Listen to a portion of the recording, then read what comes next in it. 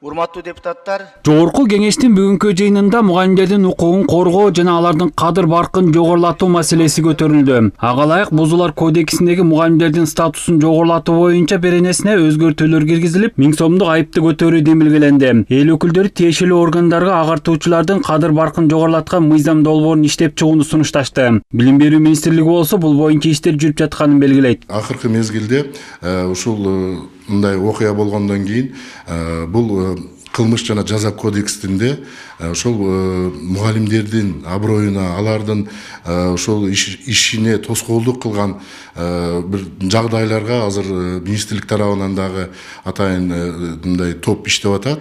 Ошол мыйзамга бир толуктоолорду, өзгөртүүлөрдү киргизип, жазалардын дагы күчтүүрөөк жазалар каралып атат. Бул учурда азыр атайын адистер, юристтер бул тармак менен иштеп атышат. Билим берүү министрлиги Бишкектеги мектептердин бириндеги окуядан кийин мугалимдерди мазактагандарга жана кол көтөргөндөргө жазаны күчөтүү боюнча Ички иштер министрлигине кайрылууну пландоодо. Муну менен катар агартуучулардын баркын жогорулатуу жана кесиптик чеберчилигин арттырууга көңүл бурулуп жатканын белгилейт. Бизде алдыңкы мугалимдерди, билими абдан мыкты мугалимдерди аттестациялоодон өткөрүлүп атат.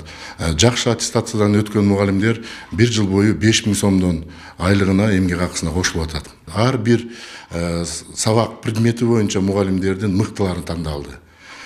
Кыргыз Республикасынан мына 10 мыкты мугалим конкурстан жеңүүчү болуп табылды.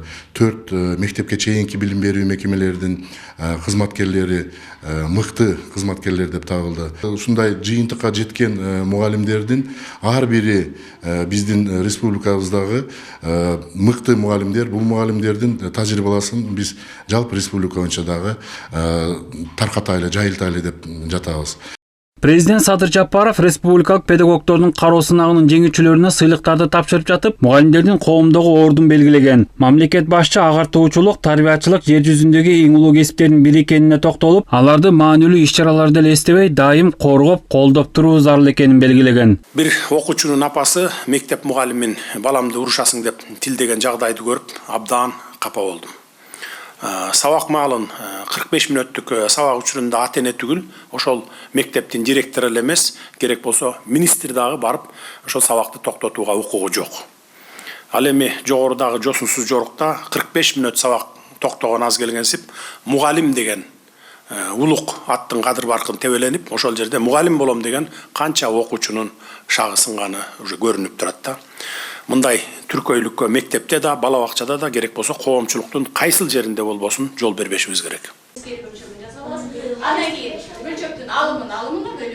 Билимди коомдук калыптандырууда мугалимдердин орду эбегейсиз зор. Тилекке каршы алардын эмгеги бааланбай, кордолуп, ата-энелер тарабынан ар кандай сөздөр менен мазакталып, ал тургай кол көтөргөнгө чейин барган учурлар катталууда. Агартуучулардын кадырын көтөрүүдө коомдун көз карашын өзгөртүү зарыл. Ошол эле учурда ата-энелердин жоопкерчилигин күчөтүү керек дейт коомдук ишмер Каныбек Осмоналиев.